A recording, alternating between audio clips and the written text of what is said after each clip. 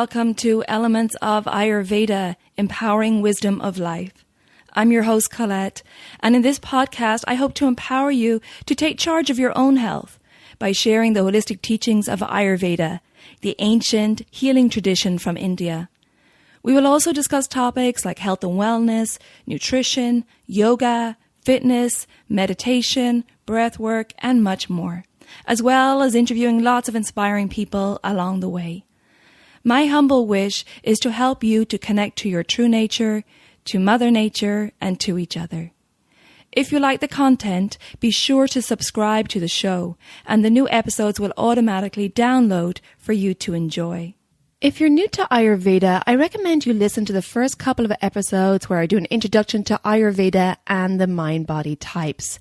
I've also set up a Facebook group for us to connect and to support each other, and I'd love for you to join me over at Elements of Ayurveda podcast group.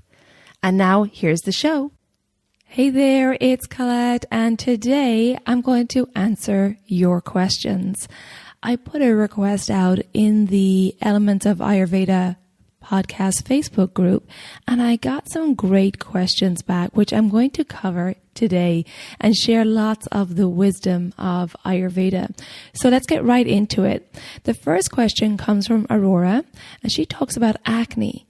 She says, I think acne is sometimes not taken super seriously because there are other symptoms that seem more serious. But our skin is our biggest organ, and for those of us suffering from it, it sucks. I've had a hard time finding good research on treatment and would love to know more about how and why it presents in different doshas. Thanks so much. Well, thank you, Aurora, for your question. Really great question. And you're right, the skin is our largest organ and very visible, and so when we have any skin condition, including acne, it does suck. The skin is a great reflection as to what's going on inside the body. Any skin problems are a manifestation of an imbalance of one of the doshas. And here are some examples, general examples of how an imbalance in each dosha may manifest on the skin. So, for example, if you have a vata imbalance, there may be a loss of water and a loss of oil production and a loss of collagen also. So on the skin, this can lead to dryness, early aging, and wrinkles. For the pitta skin, which is very sensitive, when there are imbalances in the pitta dosha, this results in inflammation on the skin, in redness, and really anything that looks angry and irritable. Things like psoriasis, rashes, cold sores, all those are a sign of a pitta imbalance. And then kapha. When kapha is imbalanced, it will result in accumulation. So this could be things like blackheads, under the skin accumulation, and it could also result in too much collagen, which can result in keloid scars as well. So kapha tends to remain under the skin. Pitta is red and angry and will show on the surface of the skin, and vata tends to be dryness and lead to the wrinkles and early aging. So, getting back to acne, acne is due to aggravated pitta manifesting into pimples. Now, pitta is divided into 5 subtypes. We haven't covered these before on the podcast, and I keep telling you that Ayurveda has great depth to it. And like Dr. J said in the previous episode, it's like the ocean, and it just keeps going deeper. But one of the 5 subtypes of pitta is Brajika pitta, and the skin is the main site of Brajika pitta. Now, Brajika is responsible for the functioning of the skin. So that would be the warmth of the skin's complexion and the glow of the skin, and the sensitivity of the skin, like touch and pain. And it digests and assimilates anything we put on our skin topically. And that's why we really need to be very aware of what products we're using on our skin and choosing products with the most natural ingredients. Now, imbalanced Brajika Pitta can manifest in skin problems like acne, dermatitis, eczema, and many other skin problems. And there can be numerous factors that aggravate Pitta and Brajika Pitta, and some of those may include the diet. So things that will aggravate Pitta and in turn the subtype Brajika Pitta, causing skin conditions like acne, will be eating too many Pitta-provoking foods like oily, spicy, and salty foods. Emotional stress. Emotions can be expressed on our skin, and this is due to our prana or life force energy being charged by these emotions.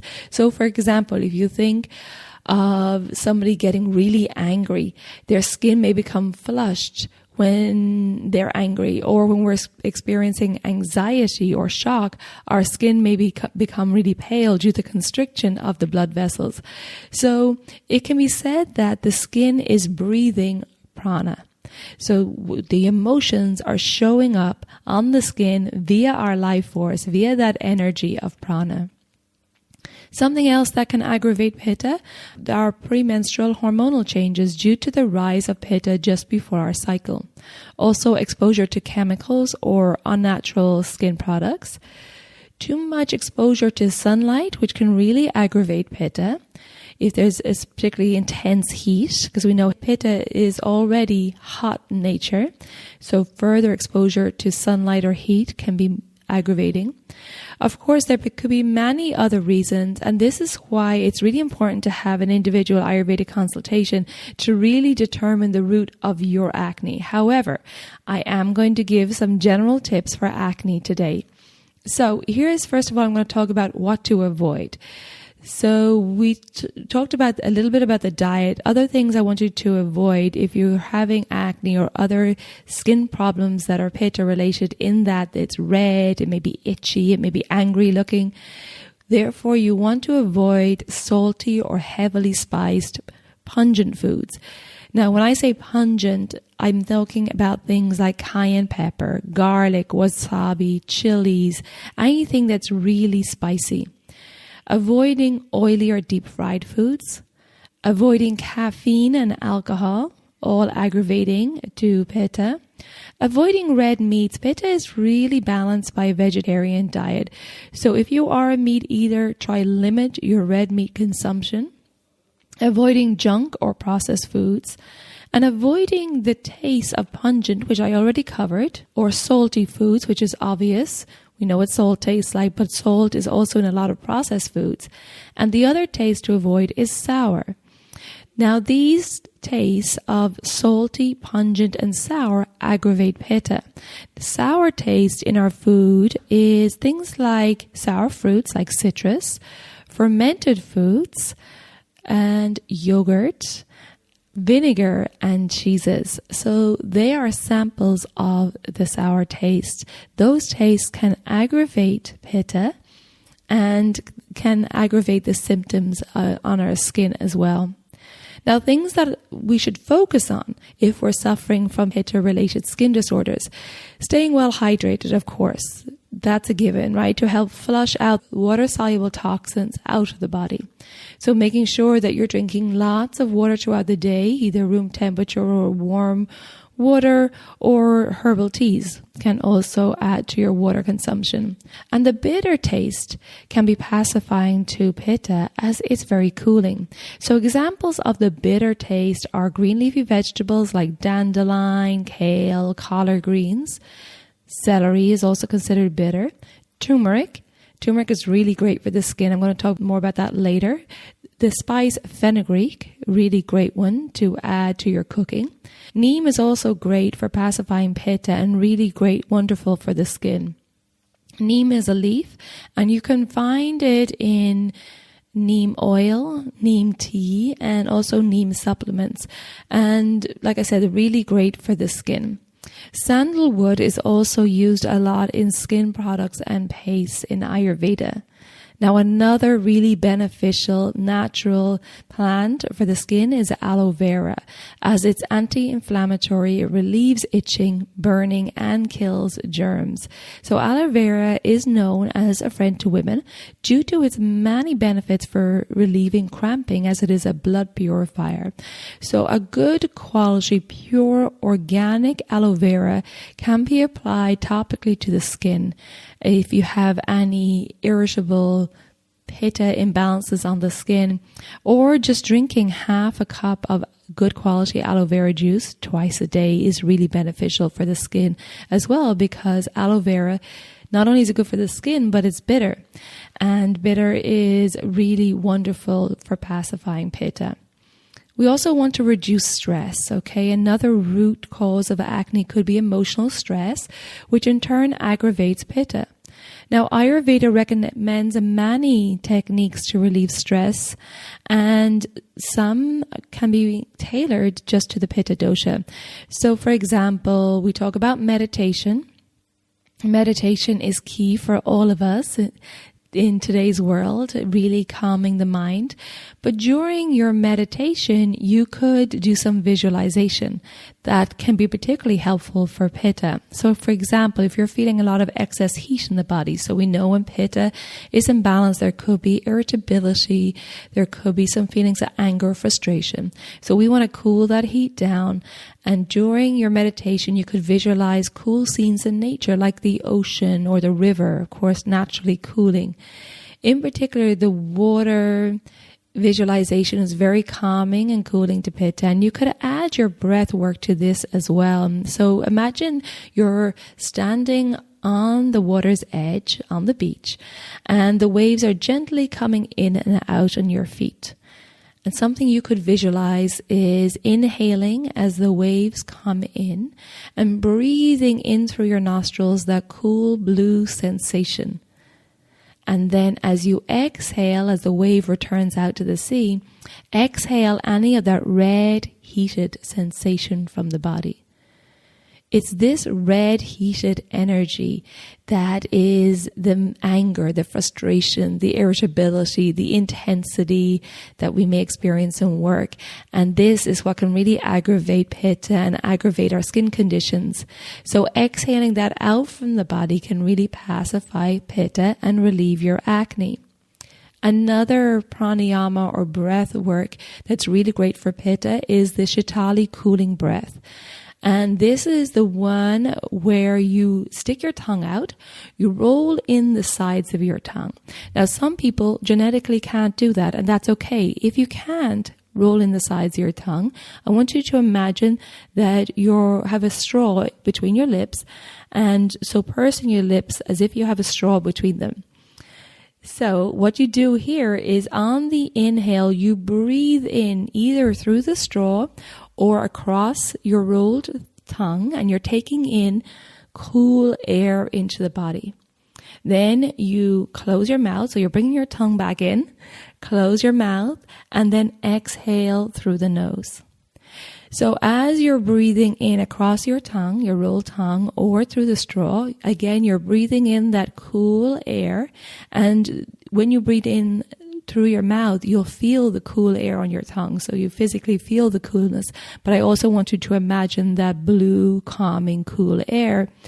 Then closing your mouth and then exhaling, visualizing that red, heated anger, irritability, pitta aggravation, exhaling out through the nose. I have samples on how to do this breath work in a pranayama tutorial, and I'll link it in the show notes so you can check that out, and it gives you more instructions there. Now, we talked about daily meditation should be a part of your daily self-care practice or dinacharya, and it's these types of mindfulness practices and other simple routines that are in tune with the circadian rhythms that will really help keep your mind, body, and skin in balance. I have a Daily Habits for a Holistic Healthcare course coming up. It's a group online course, 28 days, where we'll go through it as a group. Starting April 27th, we'll hold each other accountable, we'll support each other. But I will help you implement daily self-care practices like these like these mindfulness techniques, and they'll become part of your day. Now, this self-paced course is open just a couple of times a year at this group discounted rate. So if you're interested in getting these great habits really solidified into your day, well, then I recommend you come join us. You can check out the link in the show notes or go to my website, elementshealingandwellbeing.com/daily habits course. And that starts April 27th if you want to join us. Okay, so some more tips on acne. Healing pastes are great. And I had a couple here from Dr. Ladd. And number one is to mix 1 teaspoon of chickpea flour with enough water to make a paste, and wash your face with this mixture and then rinse. Then once that's done, you can apply almond powder that's mixed in with a little water and making a paste. Once you apply this almond powder to the face, let it dry and leave it on your skin for up to 30 minutes and then rinse it off. So just to repeat that, you take a teaspoon of chickpea flour with enough water, make a paste, wash your face with this mixture and rinse straight away. Then you apply the almond powder that is mixed with just enough water to make a paste, put it on your face, leave it dry and allow it to sit on the skin for up to 30 minutes and then rinse off. So that's a great paste from Dr. Ladd. Other ingredients that are good for the skin are cucumber, because it's very cooling and hydrating. Rose is another one. So any products, natural products with rose in it is excellent for the skin. It's very good for the sensitive skin and it's very cooling for pitta. Turmeric, I mentioned earlier, is really good for purifying the blood and nourishing the skin. And so too is sandalwood, because sandalwood is also cooling. And another paste recommended by Dr. Ladd is a turmeric and sandalwood powder paste. You take a teaspoon of each, add it with just a little bit of water to form a paste, and then apply that to the skin. And then you can leave that on for about 15 to 20 minutes as well. So these are just some great natural pitta pacifying tricks for acne and other skin conditions. Of course, clear skin is an inside job, and this is where, Aurora, I would highly recommend regular cleansing to remove any toxins from the body. In your case with acne, it is a sign of aggravated pitta. So I would highly recommend, as we're going into the warmer seasons here in the Northern Hemisphere, that you get rid of that excess pitta out of the body before going into the heat of summer. So I would highly recommend doing some cleansing to get rid of those toxins and to release any of that aggravated pitta out of the body. So if you want some more guidance, Aurora, you could reach out to me with that 20-minute free discovery call, and I can offer you some more tips. But I hope those helped. But definitely acne is more than likely the pitta aggravation. So those tips should help you right there. Our next question is from Heather. And Heather said, I would love to hear Ayurveda's approach to rosacea, specifically the type of rosacea that is dry, meaning no acne, just red patches on the face. Thank you. Thank you, Heather, and great question. I know I meet a lot of clients who are suffering with rosacea, and it is also caused by a pitta imbalance. In acne that I discussed in the previous question, acne tends to be in certain areas of the body, but in rosacea, it's spreading. Now, spreading is one of the qualities of pitta. So rosacea can start superficial. However, if it moves deeper into the tissues, it can become rough and scaly. So in fact, when a client comes to me with any skin issues, I would immediately ask about their digestion, as this can be the root cause of these rosacea symptoms. In your case, Heather, it sounds like the rosacea is superficial and that there could be some aggravated vata also because you're experiencing dryness without the acne.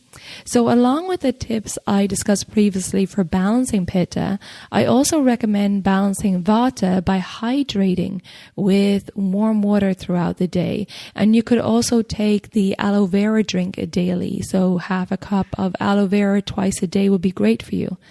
Eating a diet of freshly cooked foods and avoiding the pungent foods that are aggravating to both pitta and vata. And I mentioned pungent earlier, so that's very spicy food, things like cayenne and chili and wasabi and garlic. Avoiding those right now while you have an outbreak. And of course, I want to remind everyone, this is not to say that you have to avoid these foods for the rest of your life. Ayurveda is all about recognizing the imbalance. And when you have an imbalance, is knowing how to pacify the imbalanced dosha. But once you're back in balance, you can enjoy foods in moderation. It's just when you're showing imbalance in the body, then you have to cut out those aggravating foods and activities.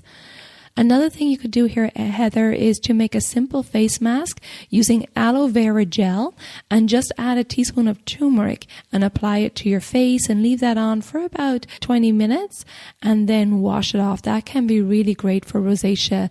Turmeric being an anti-inflammatory can really help with that.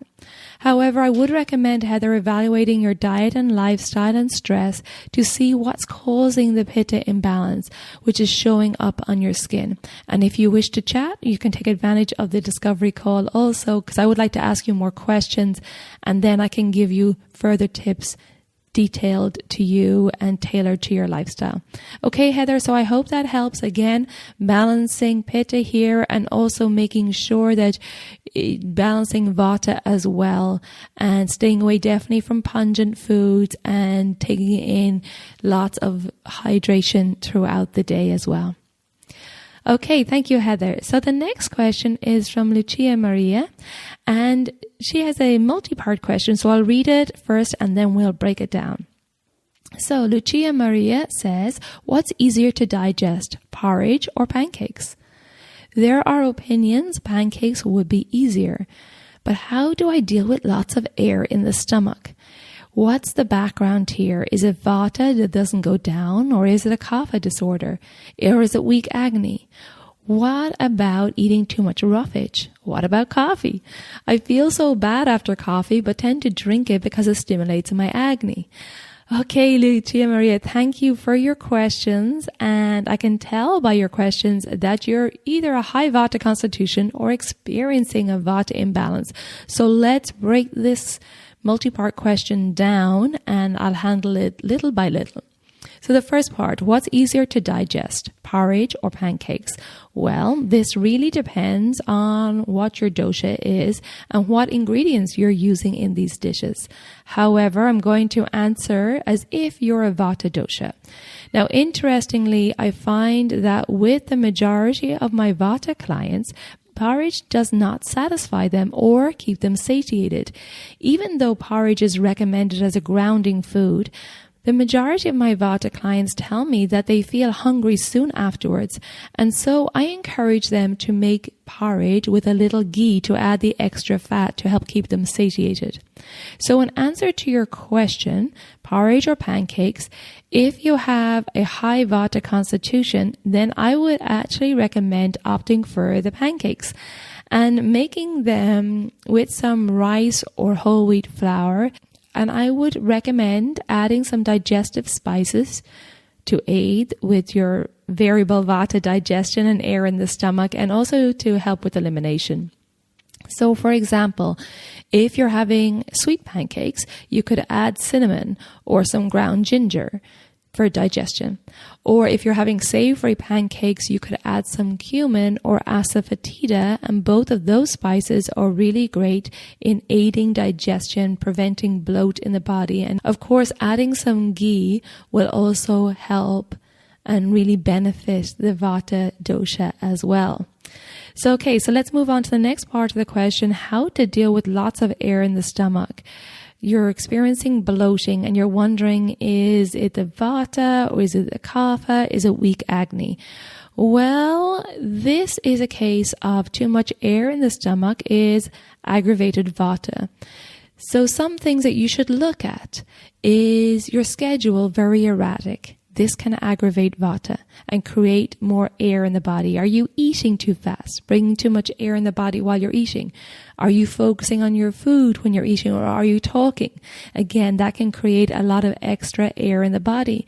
Are you eating on the go? A big no-no for vata. The vata digestion can be irregular, meaning that there is no consistent fire burning. So it's important to aid the digestive fire with some of the following simple tips. You could sip on hot water throughout the day, very good for stimulating the digestive fire, or drink digestive herbal teas throughout the day, and that could be a thing like ginger tea. You could add digestive warming spices to your food, spices like black pepper, ginger, cumin, and some spices that are really helpful in preventing bloating and gas are ajwain, that's Ajwain, ajwain, and asafoetida. Asafoetida is spelled Asafoetida. It's also known as hing, Hing. Then we have also fenugreek, which is Fenugreek, fenugreek, and of course fennel, which we're all familiar with. But these spices in particular, ajwain, asafoetida, fenugreek, and fennel, are really good at preventing bloat and gas. Now, I covered these spices in detail in my episode on spices, and I'll link to that episode in the show notes if you want more information on these spices. But these are certainly spices I would recommend that if you have bloating, if you have a vata imbalance or a high vata constitution, that you have in your spice rack. Add these spices to your dishes, or you could make like a fennel tea, and that would be really good in aiding digestion. You just take a tablespoon of fennel seeds, you can put them in your tea globe, the little mesh ball, or boil them in some hot water, maybe 2 cups of hot water with a tablespoon of fennel seeds, and boil it for about 3 to 5 minutes, and then let it steep. And that could be a great way to prevent bloating in the body. You also want to make sure that you're eating regular meals. Routine is very important for vata, and that these meals are warm, ideally freshly cooked, easy digestible, and contain lots of liquids and or good fats. We want to hydrate vata with lots of liquids in the food or a lot of liquids in the diet. And we want to lubricate vata to aid in elimination and to aid digestion. And we can lubricate with lots of good fats. Okay, next part of the question is, what about eating too much roughage? Well, roughage or fiber is a good thing for everyone, especially for vata. However, sometimes too much of a good thing can be bad. Now, when it comes to fiber, it will require lots of liquids to aid in elimination, especially for vata, which is a tendency towards dryness. This can mean a lot of trouble in eliminating if you're taking in a lot of fiber, but not drinking a lot of water. So if you're upping your intake of fiber, really, really important to drink on room temperature or warm liquids throughout the day.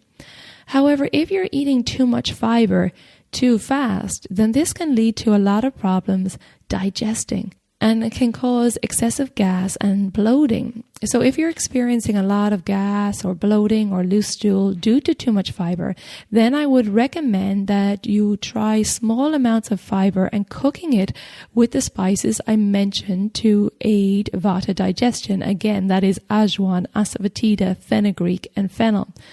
So if you know that you're cooking up some greens or you're cooking up some fibrous food, add those spices in. That will aid with digestion, and also making sure that you're not eating huge amounts of fiber all at once.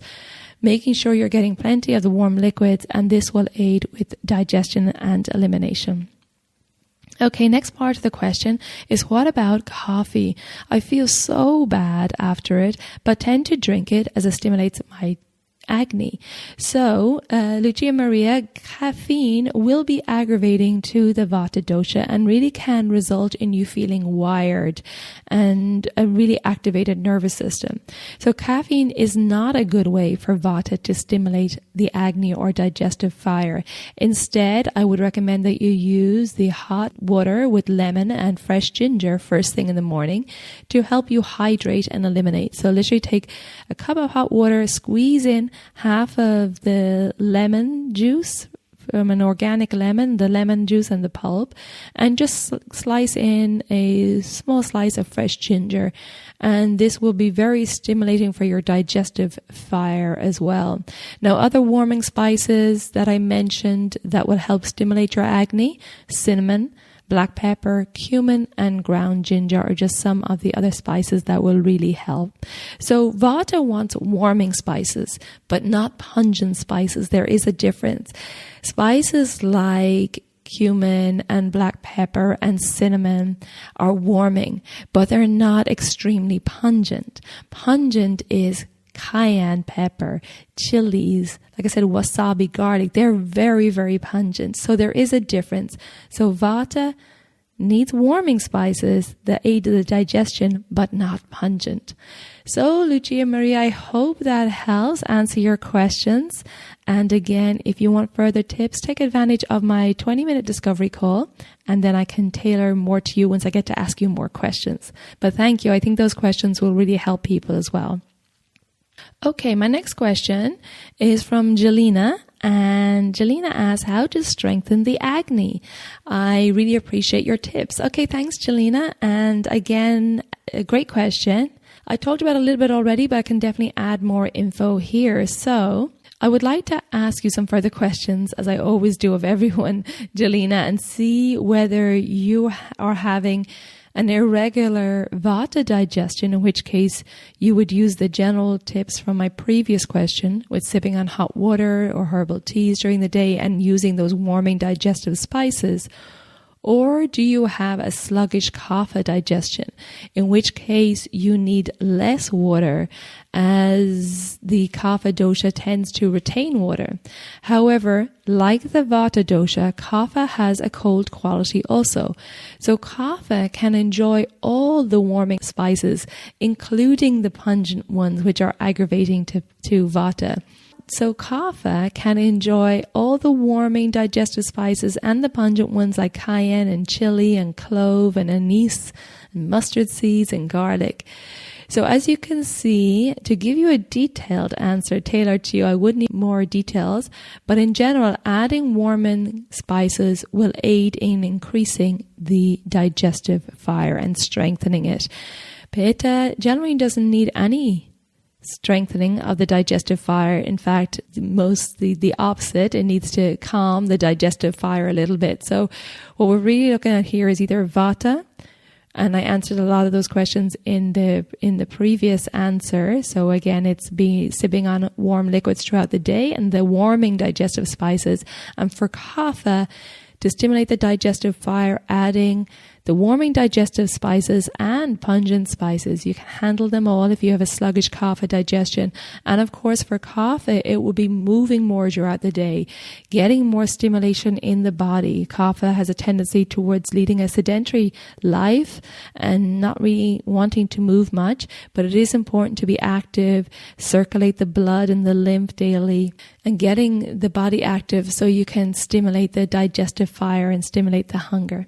Okay, so I hope that helped, Jelena. And again, if you want further insight, just take advantage of that discovery call.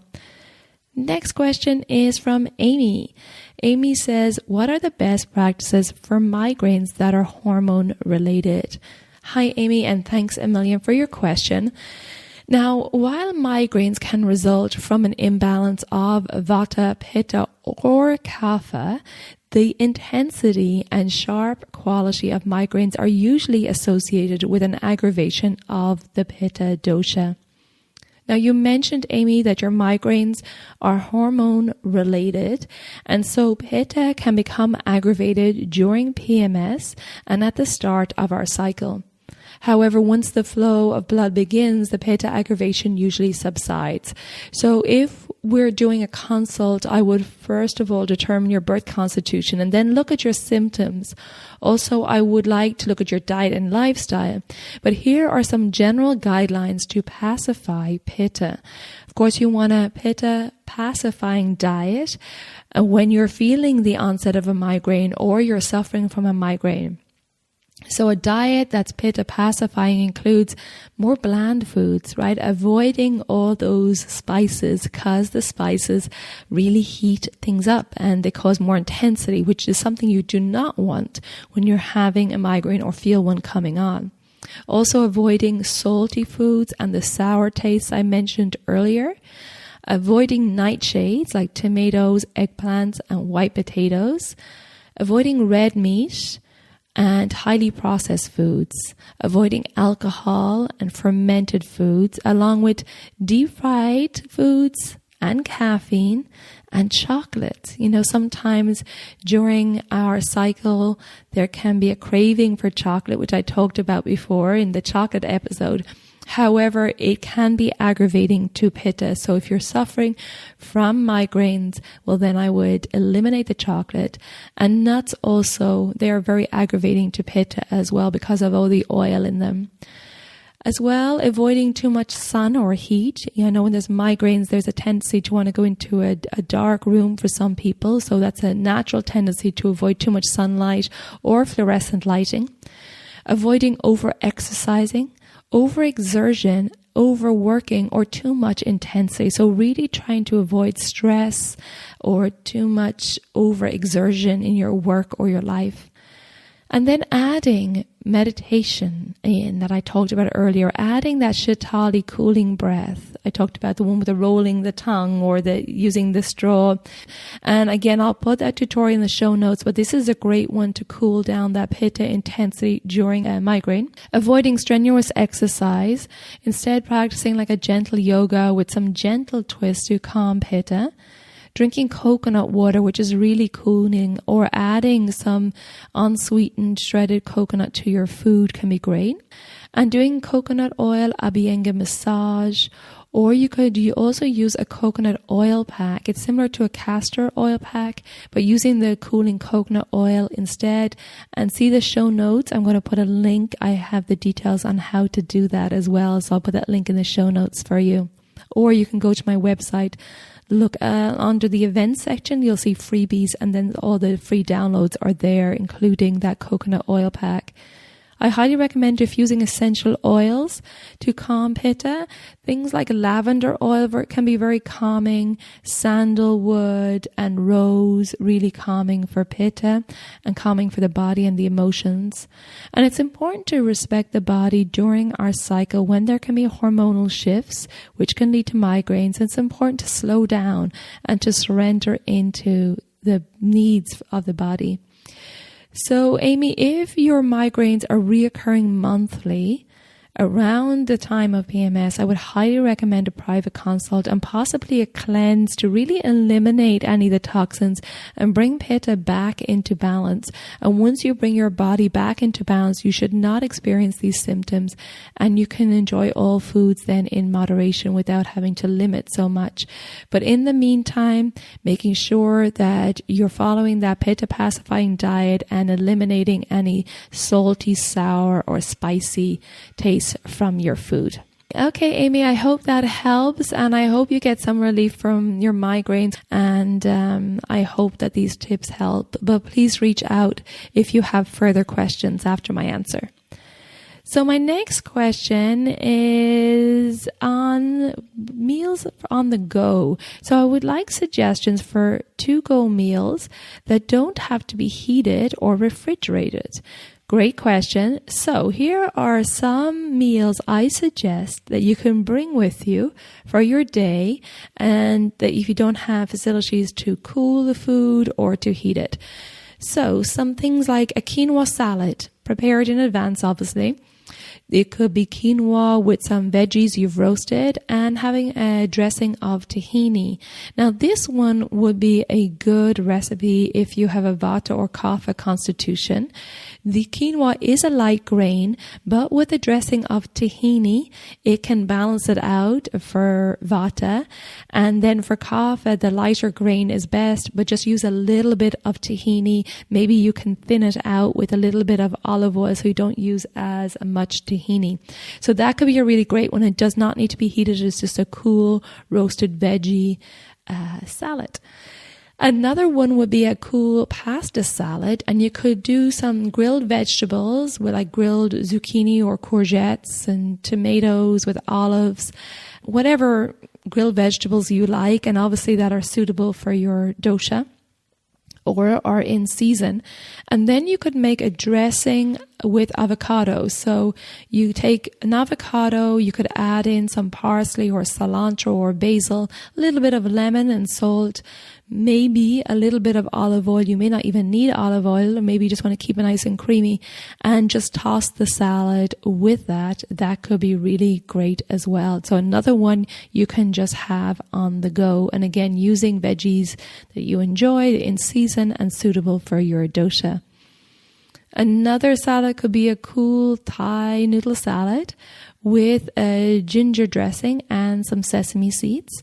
So again, just cooking all this in advance, and you could add some veggies into this, and the dressing will be like a fresh ginger with some sesame seeds. Now that dressing will be warm, so that could be another good one for the cooler doshas of vata and kapha. While the noodles may be a little bit heavier, we're pairing it with a ginger and sesame seed dressing to stimulate digestion.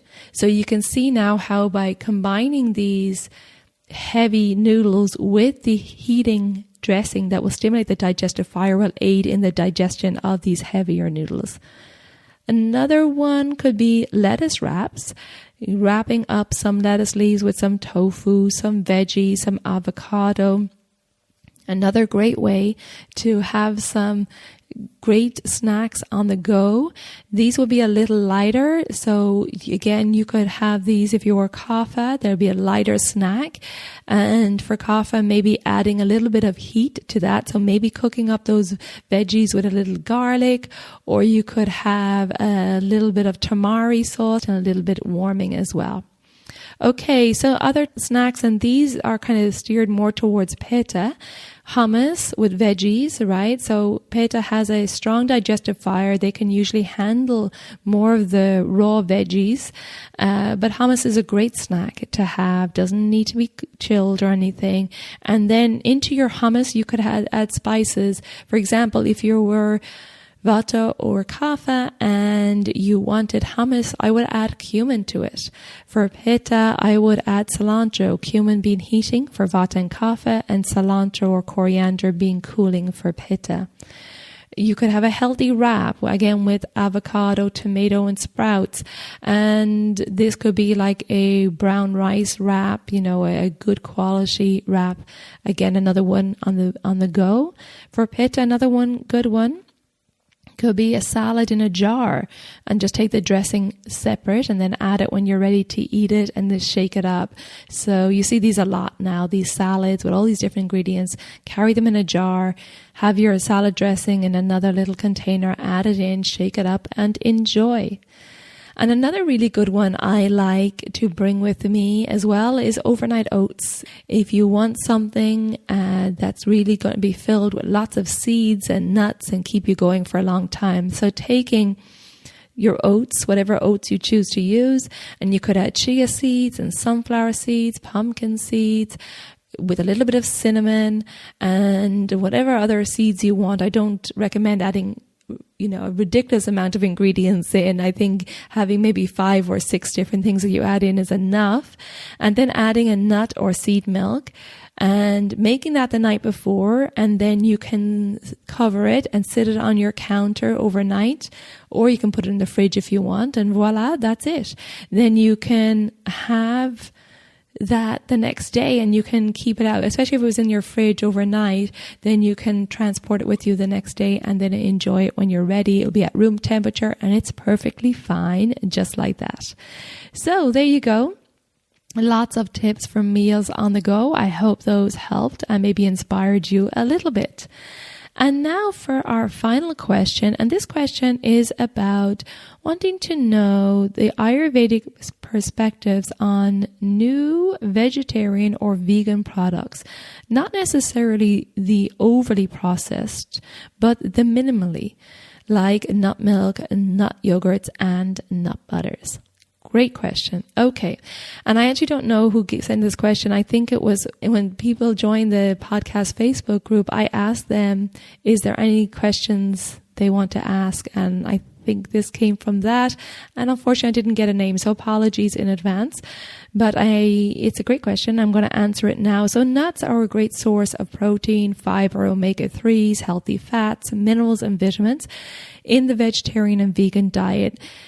And it's important that you check the ingredients, first of all, on any products that you buy, whether they're nut milk or nut yogurts or nut butters.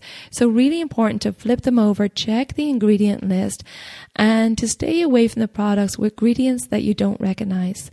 So choosing organic nut butters where the ingredients should be just nuts. There really doesn't need to be anything else added, and they are out there on their market that you can find nut butters that are just nuts.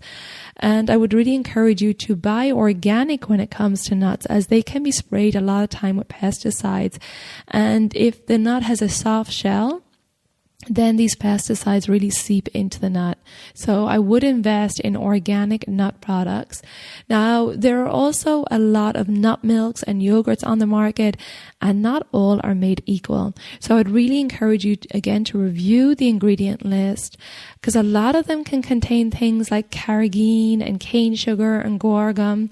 And I would not recommend buying milks with that. Now, I have found bio or organic nut milks here in France, and the milk is made with the nut or seed, sunflower oil, and sea salt, and that's it. So I think it is possible. You may need a little research, and once you spend that time researching, then you'll know your go-to milks. But really important to look at the ingredients. Even though we think they may be healthy, there still might be a lot of dodgy ingredients in there. Of course, you could always make your own. Really easy, right? You could just soak some almonds or some hemp seeds and then make your own milk just by blending it up, soaking overnight and blending it up the next day.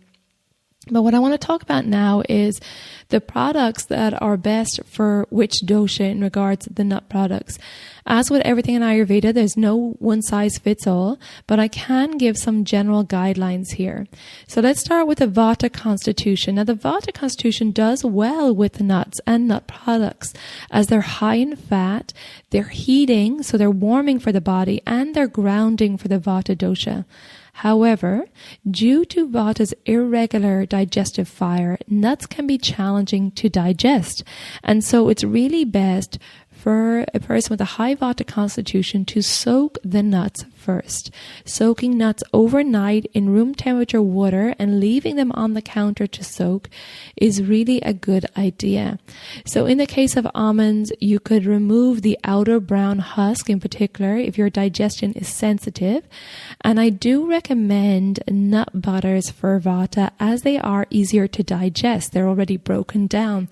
So nut butter makes a great snack for Vatas, and a particular snack I highly recommend is taking a date, like a medjool date, opening it up, filling it with a nut butter of your choice, and then sprinkling a little cinnamon on top. This snack is delicious, it's grounding, it's sweet, it's warming, and contains a lot of good fats and fiber and many other really important minerals and vitamins. So a couple of these in your bag after a yoga class, or if you need a grounding snack mid-afternoon during the Vata time of day, 2 to 6 p.m. is really perfect for the Vata constitution.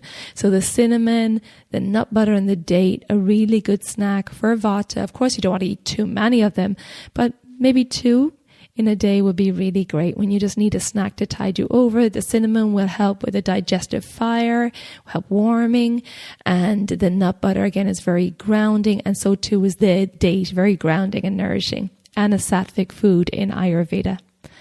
So now let's look at the Pitta constitution. Now Pitta really has to be careful with nuts as they're both oily and heating, and therefore can aggravate Pitta because they have like qualities to Pitta's oiliness and hot qualities. So therefore Pitta really needs to limit nut intake. However, coconut is cooling for Pitta, and so too are sunflower and pumpkin seeds. So if you have a high Pitta constitution, a sunflower or pumpkin seed butter can be a great alternative to a nut butter. And then, of course, enjoying coconut, which is cooling for you. So you can enjoy coconut water, adding coconut to your food. Really good for Pitta. But be really careful with the other nuts because they are heating. So I think that the pumpkin seed or the sunflower seed in particular, sunflower seeds are bitter. So that is a great nut butter for Pitta. Now, the Kapha constitution is aggravated also by the heavy, oily qualities of nuts. And they can be just too much, too heavy and too oily for the already sluggish Kapha digestion. Now, walnuts are astringent, meaning that they draw water from the body and so are less aggravating to Kapha, which is the tendency to store water. So walnuts tend to have the opposite qualities. So they are the best because they have that astringent quality. However, it really is best for Kapha to stick with seeds that are warming, like sesame seeds, chia seeds, or flax seeds. And the flax seeds are really great because they will aid with the Kapha sluggish digestion and sluggish elimination. Now, pumpkin and sunflower seeds are also fine. However, I would not recommend nut butters for Kapha as they really aggravate Kapha with their heavy qualities. So there you go. That is just a little insight on nuts per the doshas. Now, almonds are considered sattvic in Ayurveda. I talked about also that the dates a moment ago were sattvic, but so too are almonds. And they really help nourish our ojas, which is why they're considered sattvic. And ojas is our vital energy reserve in the body.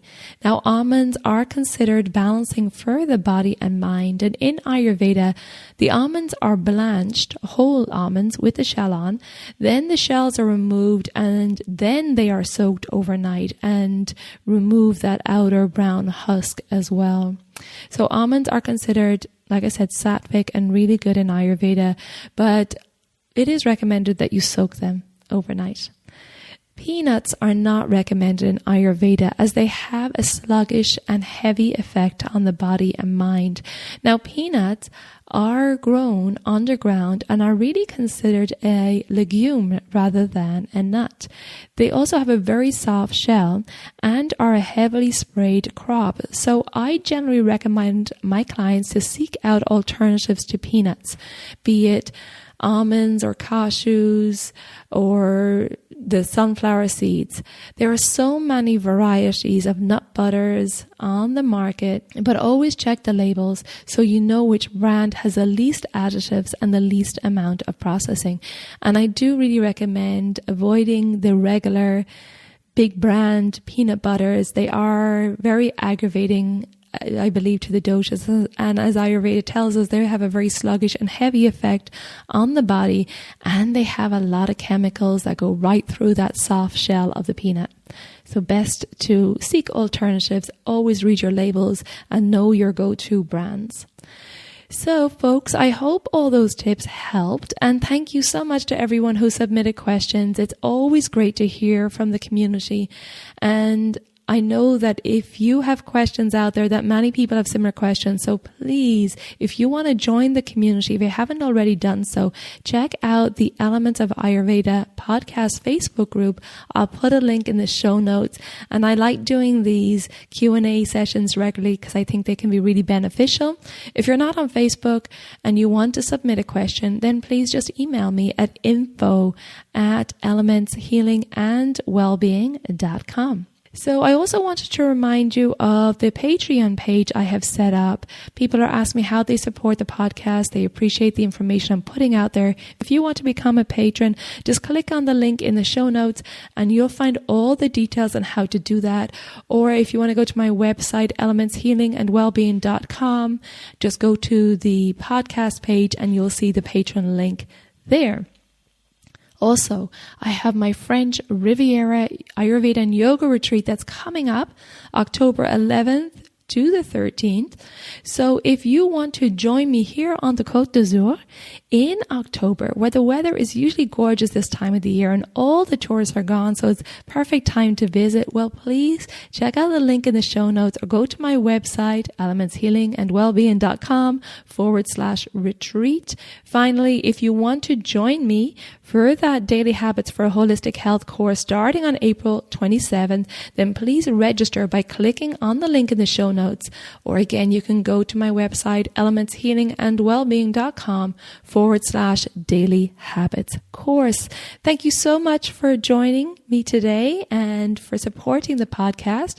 If you haven't already done so, please subscribe, rate and review the podcast. This really helps other people find the podcast, and I want to do my best, and you can be part of it, in spreading the word of Ayurveda. I know you recommend this podcast to your friends and share the episodes, and I truly appreciate that, because we want to get this information out there into the world where people can bring their body and mind into balance, be more compassionate and loving, and this is where we can start making changes in the world.